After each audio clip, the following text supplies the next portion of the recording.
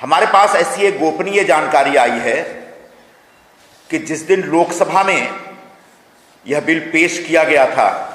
और चर्चा शुरू होनी थी, उस दिन कम से कम अपने तमाम सांसदों को उद्धव ठाकरे ने 5-5 बार फोन किए। उनके तमाम सांसदों ने मना किया कि हमको इस बिल के खिलाफ नहीं जाना चाहिए, यह बाला साहब जी की भूमिका के खिलाफ जाना होगा।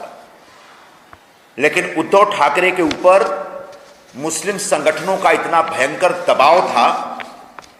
और मुस्लिम वोटों और मुस्लिम संगठनों के नोटों का उनके मन में ऐसा लालच था कि तमाम सांसदों पर जबरदस्ती दबाव डाल के उन्होंने आखिरकार दोनों सदनों में विधेयक के खिलाफ वोट करवाया। मेरे ख्याल से अरविंद सावंत या अनिल देसाई है, उनको छोड़ के उनके तमाम सांसद इसके वोटिंग के खिलाफ थे, लेकिन विप की वजह से उनको वोटिंग देनी पड़ी पार्टी के आदेश के हिसाब से। आज एक बात स्पष्ट हो गई कि शिवसेना के संस्थापक और हम सब के आदरणीय नेता शिवसेना प्रमुख बाला साहब ठाकरे जी जीवन पर्यंत उन्होंने हिंदू हितों की रक्षा के लिए संघर्ष किया,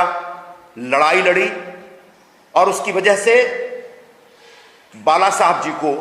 हिंदू हृदय सम्राट के तौर पर जाना जाता है। लेकिन उद्धव ठाकरे ने वक्फ विधेयक के ऊपर जिस प्रकार से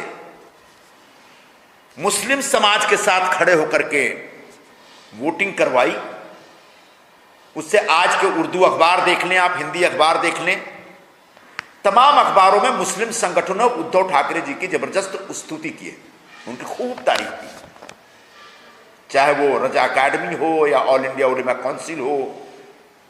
पर्सनल ऑफ वोट वाले हों, तमाम मुस्लिम संगठनों की तरफ से जनाब उद्धव ठाकरे जी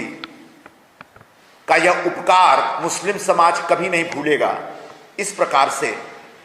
उनकी प्रशंसा के लिए चिट्ठियां जारी की गई हैं और निवेदन किए गए। इससे स्पष्ट होता है कि उद्धव ठाकरे जी अपने पिताजी की तरह अब हिंदू हृदय सम्राट नहीं, बल्कि आने वाले दिनों में उनको मुस्लिम हृदय सम्राट के तौर पर